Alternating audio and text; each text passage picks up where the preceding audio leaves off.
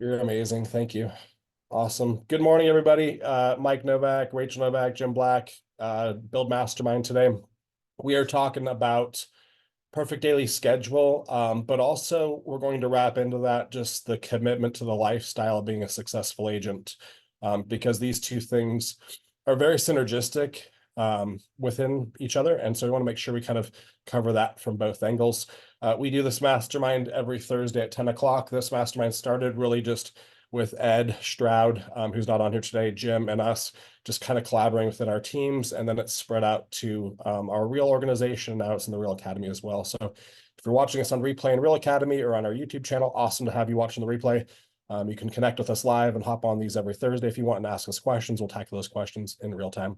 But let's jump into the topic at hand of the day and the perfect daily schedule. I want to talk about, I always like to start with the mistakes. Like, what are the mistakes that people make when it comes to getting the most out of their day? Have you guys noticed that not everybody is created equal in how much they can get done each day? Like, their capacity and their efficiency varies widely from human to human. Some people, they can get done in 8 hours, what takes people 2 weeks. Other people, like, it's the exact opposite of that. So efficiency and effectiveness are definitely part of this conversation. But I really want to talk about some of the mistakes and some of the places that people get things wrong before we give you kind of the roadmap to get them right.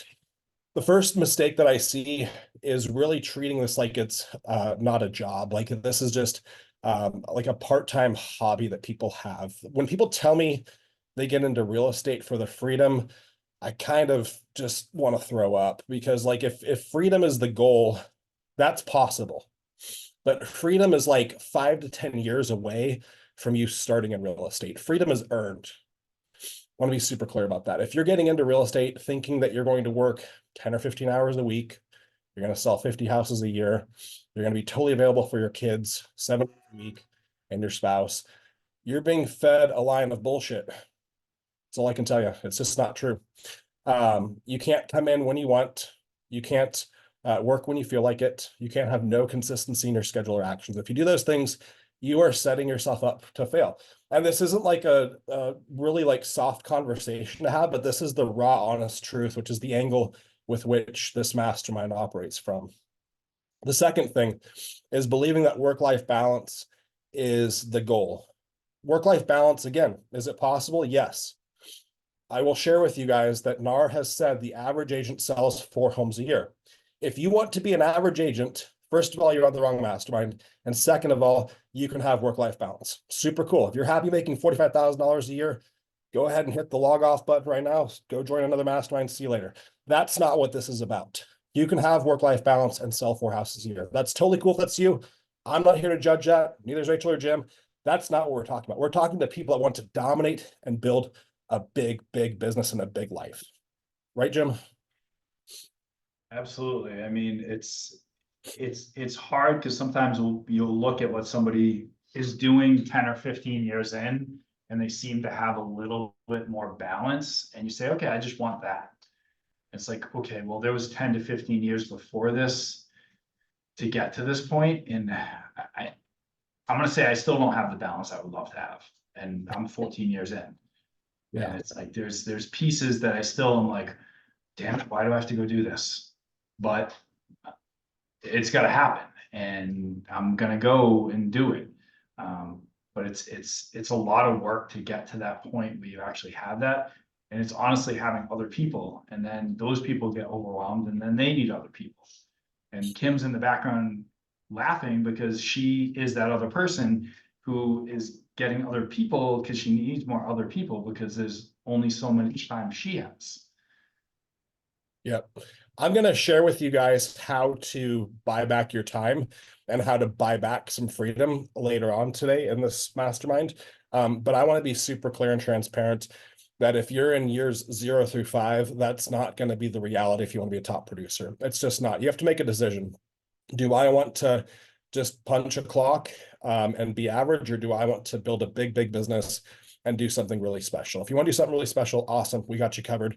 That's what we're here to talk about today. So instead of work-life balance at Rise last year, what's the guy's name that was talking there, Rachel?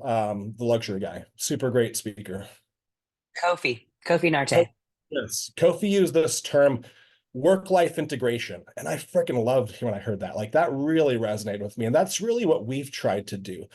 We don't have work-life balance. Even 7 years in, having sold 1,400, 1,500 houses, having lots of leverage, we still don't have what people would consider work-life balance. Our life is completely unbalanced. We love it that way, but it is integrated. It's integrated in ways where we do things like VIP dinners with our top clients and we turn them into date nights. It's like we go out on a date night and go grab sushi and make a video for our YouTube channel about it. Like we're integrating what we do into our work as well. And that's really, I think, where you want to focus at. It looks like when we travel, like we're not just unplugged. We're still working half an hour a day, still catching up on emails, still communicating with our team and our clients to get deals done. When I was traveling in Italy for the last 2 weeks, I still sold 6 houses. It took work to still sell 6 houses while I was traveling, but that's work-life integration at its finest right there. Okay. So I want to shift I'd like to tack onto that too, Michael, because I do want to emphasize that big time. Like, what we share, what you see is all the fun stuff. What we don't share, what you don't see is us getting up between midnight and 3 a.m. Italy time, because it's prime time in the US, having conversations, negotiating contracts, going back and forth with our clients, going back and forth with other agents, right? Like we're literally sacrificing sleep, which we could say, hey, no, we deserve it. We deserve to sleep all night long. We deserve to completely unplug, but that's not what we choose, right? We choose to continue to keep things going. And so what we don't share is the selfie at 3 a.m. when I'm having a conversation because it's still 6 p.m. back home and we're getting a deal wrapped up and under contract, right? But that happened just about every other night, our entire trip. So for those of you who think it's super glamorous and we're just getting unplugged, like this is work-life integration. This is real life. Like that's how it really happens. That's how to share that. 100%. It's very common we travel that we're up at 2 or 3 in the morning because it's work time back home to get deals done. And that's our job. That's our responsibility. That's the commitment that we've made to our clients and to our team. So that's the second big falsehood and mistake. The third one is a lack of commitment to the lifestyle. Jim named this already. He was like way ahead of this. Do not compare yourself to an agent that's been doing this for 5 or 10 years. If you're in years 0, 1, 2, 3, even 4, your commitments need to be at a whole different level. Things get easier once you've done this for 5, 6, 7 years. They get easier because you've done a lot of things right? You've got past clients calling you. You've built some influence with your sphere. You're the top of mind person for all these people that you've sold houses to and their referrals. All of your buyers are now sellers. So it starts to become quite evergreen at that point.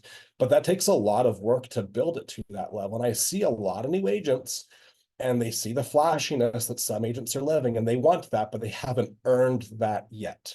That can come later, but you have to pay your dues. You have to put in your time. There's no shortcut to get there.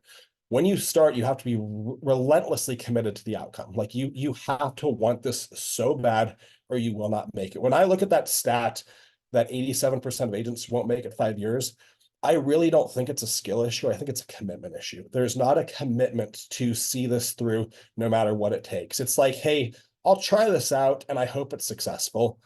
That's not going to get the job done. Like your mindset has to be that I'm going to win doing real estate come hell or high water. This is my only path through. There is no other option. There is no off ramp. There is no exit. There's only through. Okay. When you get to that position, that's when you're going to start seeing results. If you're dipping one toe in the water, you're in the wrong business and you're going to be one of those 87%. I want to be just totally honest with you about that. A good friend of ours, Greg Ericson, some of you guys in our market know Greg. Greg's an awesome agent, good friend of ours, John L. Scott's in Homish. Greg told me the first year he was in real estate that he made a commitment to say yes to everything a client asked him to do for the first year he was in real estate. Think of the amount of doors that could open if you did that. No matter what, 7 days a week, anything asked of him, he did it. Greg sold about 30 houses his first year in real estate.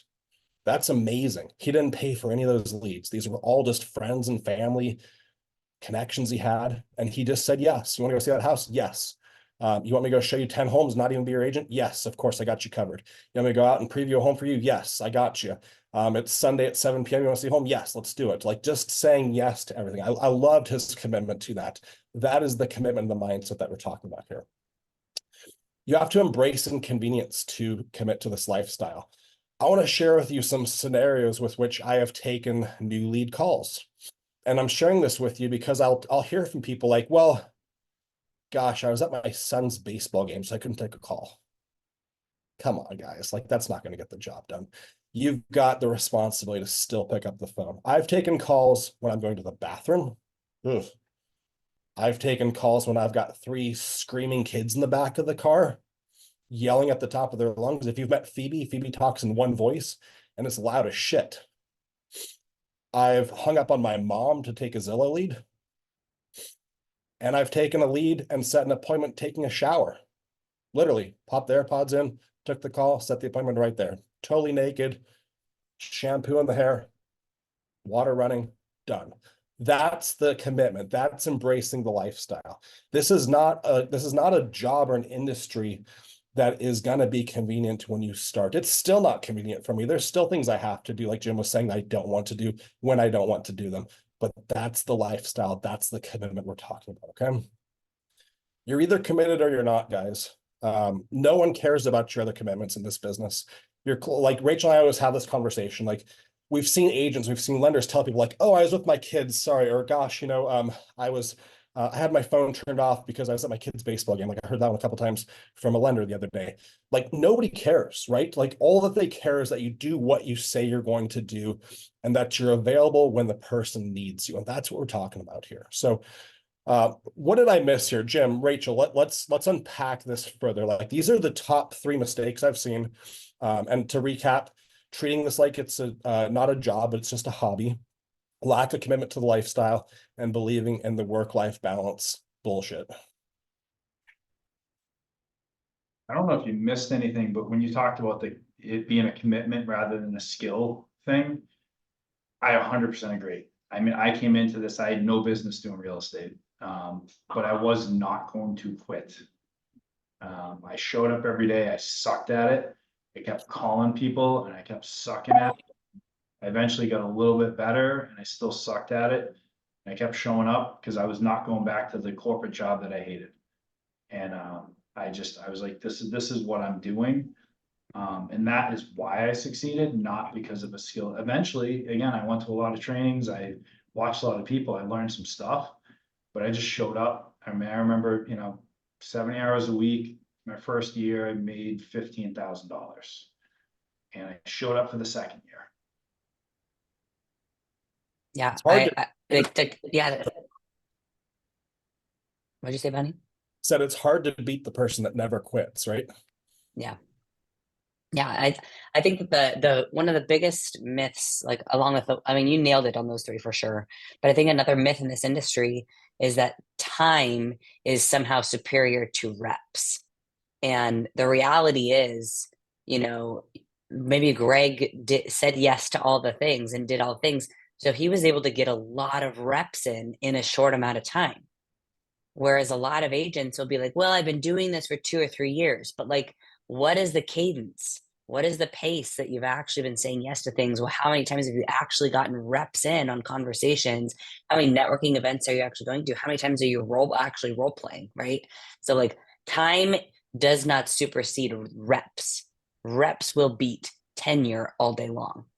And so I think it's really important that people who see other agents who are surpassing them in business, well, they've only been in business for 2 years. Well, like, because we encountered this right early on, Michael, in year 2, 3, people are like, what are you guys doing differently? And we're like, we're not stopping. Like, we haven't slowed down. Right. And we got more business done in 2, 3, 4, our first 5 years than some people did in the last 15, 20 years prior to that because of the reps we got in. And so it's real, this industry, like, to get good quickly, you have to be committed to being busy. You have to be committed to doing everything that you need to, getting as many reps as you can in every single area of the business. Yeah, when you say that, it makes me think about those agents that are like, I've been doing this for 35 years, and they sold like 3 the last 2 years combined. Like, well, who's going to know the market better? Somebody who's, consistently selling 40 to 50 houses in that market for 3 years straight, or somebody who sold 3, every year. So it's like, who's going to really know the market and the ins and outs of it? So I think when I started, I also kind of made a name for myself of the person that will take any shit you'll give to them. So, and I would tell agents, I'm like, hang out by the trash can. And Kim's laughing because I still do it. But, oh, you want to buy a $50,000 house an hour away? Okay, basically what that guy did. And I was like, any agent in my office who had a short sale, they'd be like, you know, here you go, awesome, I will take it. And I would take anything that's garbage. Somebody else's trash is another person's treasure. And I considered anything that was an opportunity to grow the business was treasure. And I didn't care, like, I didn't look at like, I'm making $100 on the sale. I just said, okay, there's another sale. Like, I'm gonna keep moving forward because I knew more sales I put under my belt, the more reputation I have, the more knowledge I have, the next sale is just gonna be that much easier. The next one's gonna be that much easier. So and you know, I got a license in another state next door because nobody else was doing it. And I took a bunch of business that way too, you know, and just basically said, I will go and do what others won't. Like, I'll drive further, and then eventually, you know, I went to, you know, again, every class under the sun, and eventually I learned stuff too, which was kind of important, because if you just keep doing the same shit for years, you're still gonna suck. But you'll probably still sell some houses.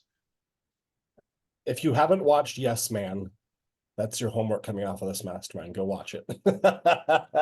One of our family's favorite movies where Jim Carrey has to say yes to everything. It's pretty funny. But that's the mindset, guys. And, you know, I was just actually talking to Rachel about this the other day. She said yes to a go-and show back in 2017 to just some weird guy off of Zillow or Google or something like that. And this guy ended up buying the house with her. And then he ended up becoming like really good friends with us. Like over the next 4 or 5 years, we got super close with his family. We started RVing with them, started just doing life at like a really deep level, and ended up becoming like very, very close friends. We ended up selling them 5 different houses. Like, he ended up flipping a couple houses. He ended up selling that home that we had sold him originally, and he moved to Texas. And this is somebody that I still talk to. Like, I had a 40-minute long conversation with him last week about nothing to do with business, but just purely friendship. And so look at what came out of that: 5 transactions and a lifelong friendship out of just a go show appointment. Sometimes we look at these go show appointments and we're just loath doing them because they're so inconvenient. They're with weird people that we don't know. But think about when Rachel said yes to that appointment, what else she got out of that, and what our whole family got out. It was huge, you know. So it's amazing what the doors can open up with if you just go into things with a positive, open mind and you're not really expecting anything. So we've shared with you how to mess it up and what the mistakes are, but let's talk about how to get it right. I want to share with you like what I think the right formula is that's worked for myself and for Rachel. And then Rachel, feel free to chime in and tell me where I'm wrong. Not that you'll have any problem. Will do. No problem. I think that, you know, again, this is not a 9-to-5 job. If we think of a 9-to-5 job, like, our mindset is very much like, hey, I'm either at work or I'm not. And with real estate, it's more like, hey, I'm always kind of available. And there's a big difference there. But with that comes the ability to have a little bit more flexibility. So I think that this is a combination of structure and flexibility when you build out your schedule. And your schedule should be unique to yourself and what your goals are. But I'll just share with you kind of what ours has been. And this has evolved continually. I update my schedule 2 or 3 times a year. We call it our ideal weekly schedule. I'll typically bounce it off of my coach as well to get his input on it to make sure I'm spending my time doing the right things. You can come into work and you've got the opportunity to do 20 or 30 different things every single day. But if you're able to pinpoint exactly the things to do that will move the needle for you, that's where the game is really won or lost. So on the structure side of things, I'll cover that first before I talk about the flexible. I believe that you need 2 to 3 hours of lead conversion every day, 5 days a week, Monday through Friday, and that will move the needle for you. About 10 to 15 hours per week has to be based on solely having new conversations with people.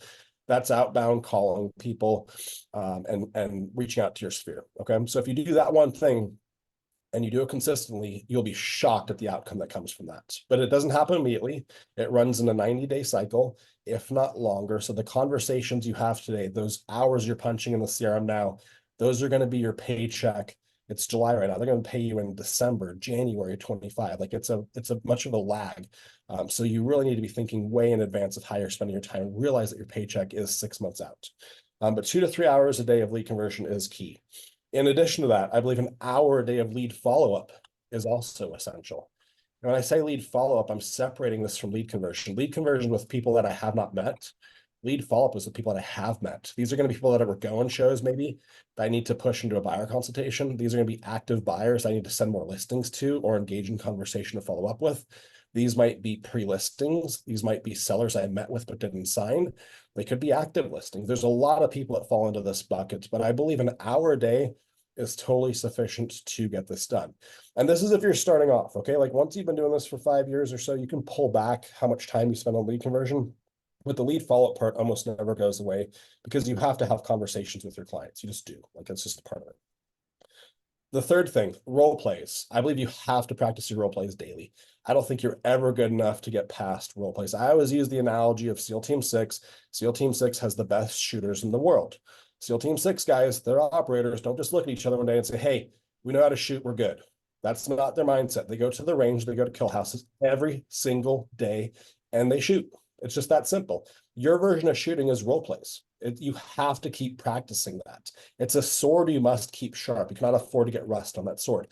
And I don't care if you've been doing this for 10 years, 15 years, you still should role play every day. It'll make you that much better. The conversations flow so much better if you just keep these role plays going. You should not be practicing on your clients. You should be practicing with your team.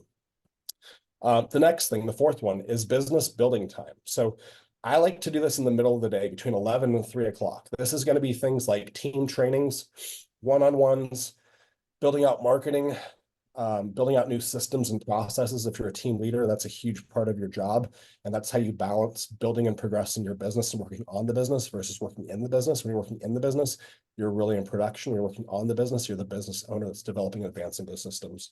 But if you do business building time for a couple hours a day, compounded over years, you will build a beautiful business with tons of SOPs, lots of great systems and structure, and you'll also have hired some great people during that time as well. That should be used for interviewing in addition, okay? And then appointment time. So I'm a big fan of appointments at 4 p.m. and 6 p.m. Like if you do those two slots every day, things are going to compound. They're going to compound pretty damn fast. I don't meet with buyers or sellers in the mornings. I just don't. I like to have that time committed to my CRM, my conversations, things like that. I just don't give it the option to people. I'm just not available, you know. So the times that I always offer up, 4 p.m., 6 p.m., customize those to your ideal schedule. But I think that you need to have a later appointment for when people get off work. That could be 5:30, it could be 6 o'clock, just depending on your market. Either one of those work in our markets, but we do those a couple times a week. So we've got later evenings available. And then I'll do like every other Saturday. And then Anna, my showing partner, does the other Saturdays for appointments. So something like that has been good on our side of things. When it comes to the flexible side of things, like how can you build flexibility into your schedule? Well, if you're caught up and you don't have appointments that afternoon, I think it's okay to take an afternoon or two off a week. It just is. Like you got it when you have that window of opportunity where you're not just like slamming busy, go ahead and take that afternoon off. Don't do this like 3 days in a row, but once or twice a week, totally fine. And don't do it unless you're not caught up. Like if you're caught up, go for it. If you're not, go back to work. You haven't earned that yet. When you're caught up, go ahead and do that. If everything's done, if everything's been followed up with, go ahead and take that Tuesday afternoon, that Thursday afternoon off where you don't have appointments. That's so important to stay recharged. If you don't do that and you just grind 7 days a week, you're going to burn out or hate your life or hate the people you talk to. So take those pockets of opportunity when they show up. You're sure you're available 4 or 5 nights a week, but you're not going to have appointments every single one of those nights more than likely. So when you don't have those appointments, identify that window of opportunity and take that opportunity to go hang out with your family, go relax, go recharge, and not work. Like Anna's on here. Anna, you worked 7 days a week last week, right? And so if you have a window of opportunity this week, you're taking it off, right? In the afternoon, you're going to go home. You're going to kick your feet up. Yeah. You're going to I took yesterday afternoon off. It felt good. Great. Yeah. And you and I have had those conversations. You don't even have to talk to me about it. Just do it, right? You were available Sunday. You're available Monday, your normal days that you're out of office, which is awesome. That's commitment to the lifestyle. But then you see a pocket of opportunity and you take it. That is super, super important. Year one in this business, I think you need to be available Saturdays and Sundays. Year two, I think that you can pull back to being off on Sundays and not being available. I think it's okay to declare one day where you just don't go meet with people. But I think you have to earn that. Years 3+, I think if you hire a showing partner and you invest in that and buy back your time, you can pull back to every other Saturday or no Saturdays at all. Just depends on how good your showing partner is at doing buyer consultations or listing appointments. And then year 3+, I think you can also go down to a couple nights a week to meet with clients. So I meet with clients 3 nights a week. Anna meets with them the other nights if I'm not available. And that's just something we've built and earned and she's been trained on. So if you're willing to invest in leverage, like a showing partner, you're willing to pay that salary, you want to make that commitment, you can buy back some of your time. But this is year 7 for me. I've done this 450 times at this point. Our team's done this 1,400 times. And so it's been earned. This is not where I started. I'm going to be crystal clear about that. Okay. Jim, Rachel, please fill in the lines here. Like, where did we not cover that we need to discuss as far as giving people some context for building out their ideal weekly schedule? So one thing you said at the beginning is you talked about 2 to 3 days hours of lead generation, an hour of lead follow-up. I always ask when somebody's brand new, it probably should be like 6 hours and 8 hours or whatever, because what else are you doing? Like, if you don't have business, you got nothing to do. So you should literally be, and that's what I did for my first year was, I sold like 6 houses and it was like, I just literally made phone calls for 40 or 50 hours a week. We would typically go back to the phones in the afternoons if we didn't have appointments, But like just like kind of clarifying that like when you're starting out, like you probably should be 8 hours on the phones or 8 hours, like, or if you're getting business some other way, like whether it's face to face in some way, but you need to be in your business, trying to gain business 8+ hours a day until you actually start getting appointments. Yep. Yeah. I think especially in the beginning, like you said, Jim, because you're still closing the skill gap, right? When you start, you're not really good. You don't know what you're doing. You can role play all you want, but you don't know what converts well. You don't know what language patterns are working well yet. So getting as much practice as possible is super, super important in that first year, especially.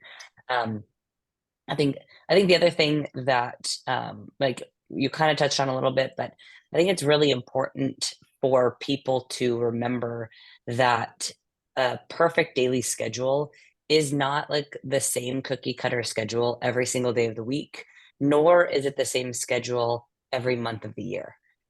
Like Mike said, we can almost always count on the fact that between February and June, we're pretty slammed. Like our days are very full. We know that when we are traveling, that we're going to be working a lot when we're traveling, obviously getting up at 2 a.m., in Italy to talk to our clients at 5 p.m. here. Like we know what we're committing to certain times of the year.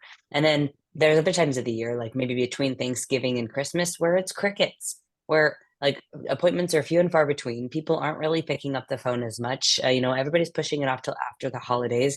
And try as you may to beat all the objections and handle all the objections of people who want to meet. At the end of the day, you can't force people to meet with you, right? So what we've learned over years and years and years of this is like, hey, there are times of year that it's okay to slow down a little bit.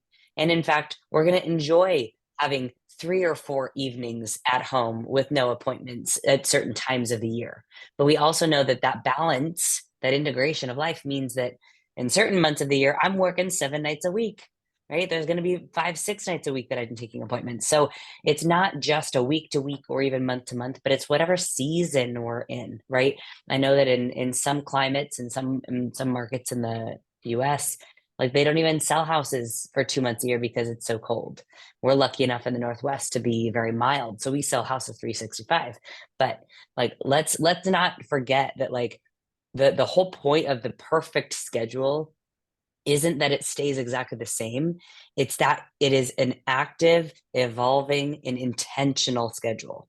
That like each week, each Sunday, you're looking at the schedule ahead. Like, am I maximizing the time that I need to? Am I building in the rest that I need to? If I just smashed like Anna just did, right? Just had 7 days off. So this week, as she's looking forward, she's like, okay, I don't have anything booked there. I'll keep this little window open, but otherwise I'm going to kind of chill, right, for those couple of hours. And that's okay to do. That's part of the integration. So I think just an important part of like building and maintaining in this lifestyle that we've subscribed to, this craziness, is looking at it week to week and understanding the different seasons that we all experience in the industry. And then, of course, physically in the world as well.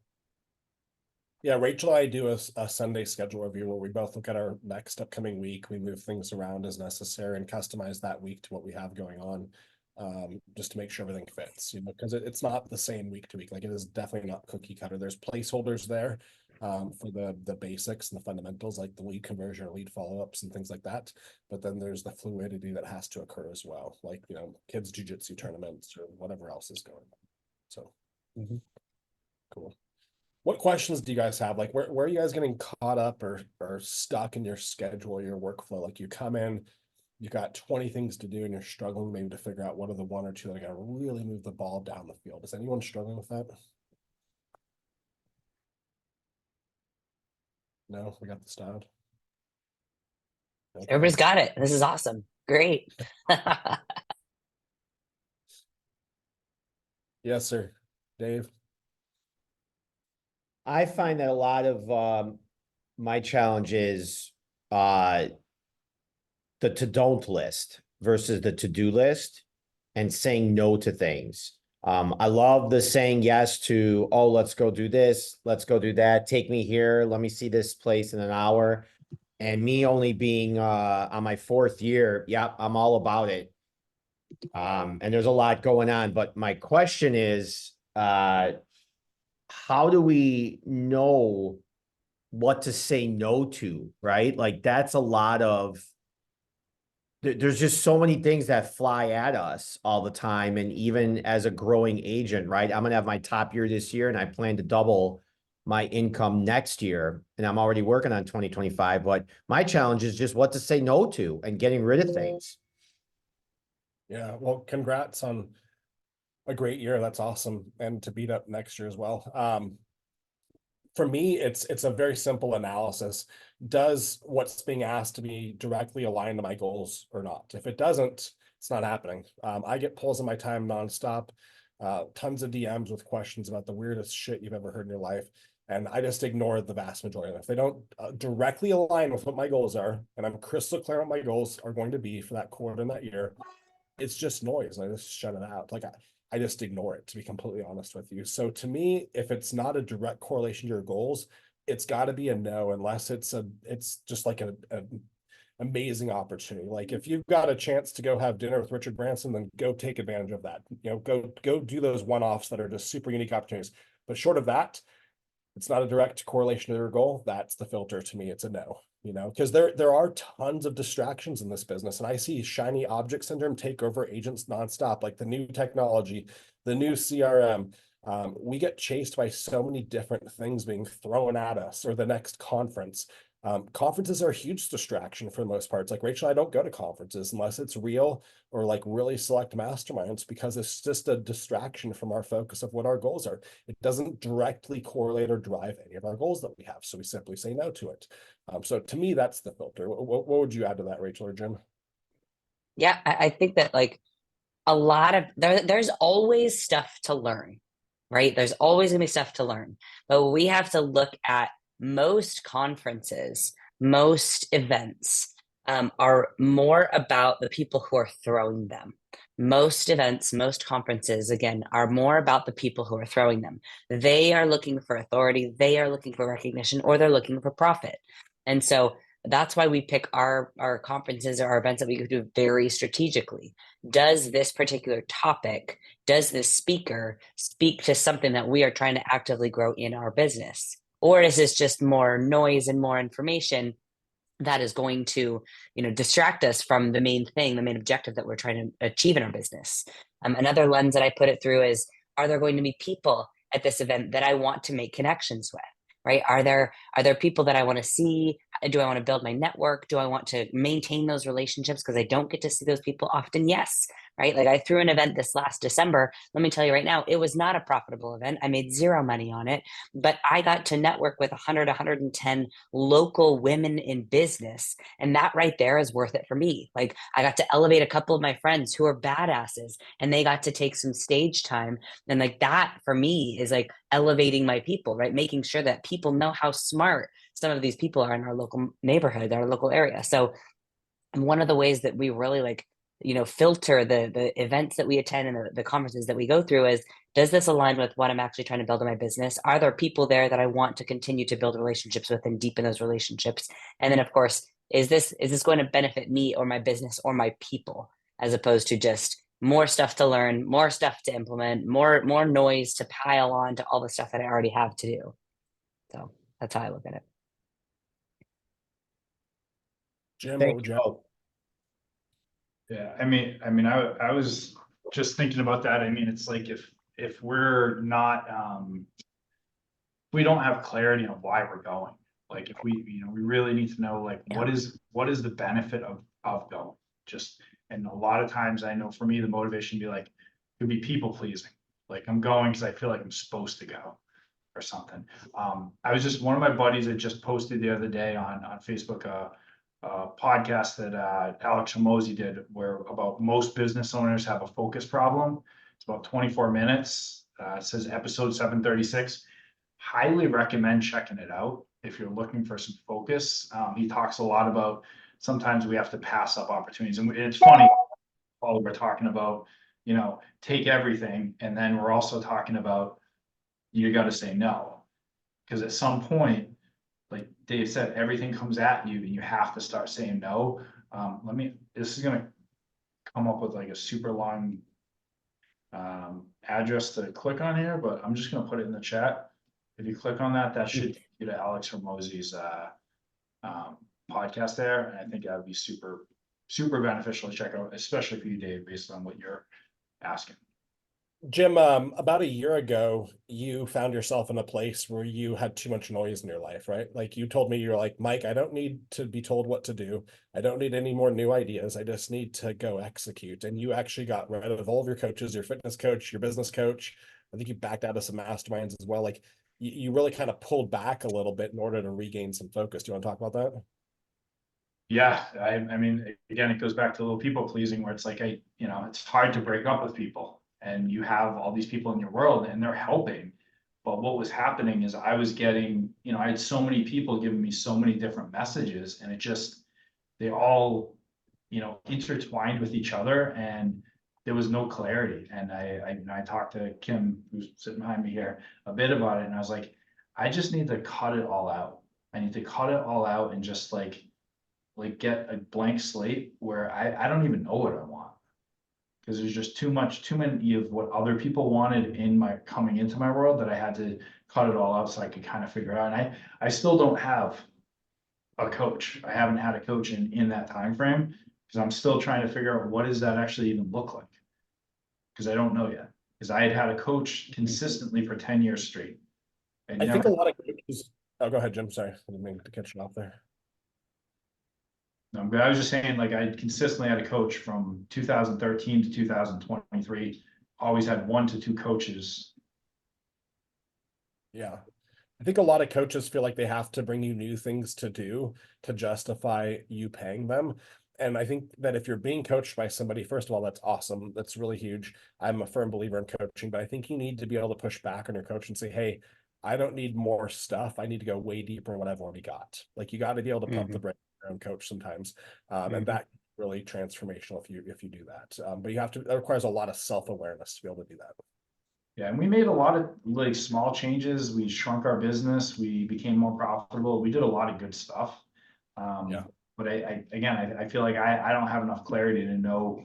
It's like I'm almost afraid to get a coach again because I've had coaches for so long and I haven't been able to use my own brain in the business enough to be able to see what we can do. But I highly recommend having one. Just at this moment, for me, it's not. You said it before, it's like we need to know what's right for us at that time. And I realized a year ago or so that was what I needed at that point. And I will pull coaches back in when I realize what type of coach that is that I need. Because you might have a coach that is not the right fit for where you are in your business or in your life. Yeah, for sure. Awesome. Well, we're just about out of time. If anyone has any other pressing questions, now's your chance. You got about 60 seconds. But I think we made some good ground today. I challenge you guys to go back and start with a blank slate of your calendar, your week, and start filling in the blanks. Like, what are the anchors to your schedule? What are those structured items that you need to have on there? Start shaping those out, start creating them as reoccurring events on your calendar, block yourself out for those times so you're really focused on it. And the key to time blocks is when that time block comes up that you actually freaking do it. Like, you don't even put a time block in your calendar if you're not going to be committed to being focused on that one thing. Like, shut out Facebook, shut out other distractions, shut off YouTube. Don't be watching a movie when you're doing the things that you're on your schedule. Like, just do what's on your calendar. Time blocking only works if you do that. It sounds obvious, but I've seen this mistake made a lot. Awesome. Good to hang with you guys today. We will see you next Thursday at 10 o'clock. Dave, thanks for asking that great question too. That was a good one, man. Talk to you guys later. See ya. Hi, guys.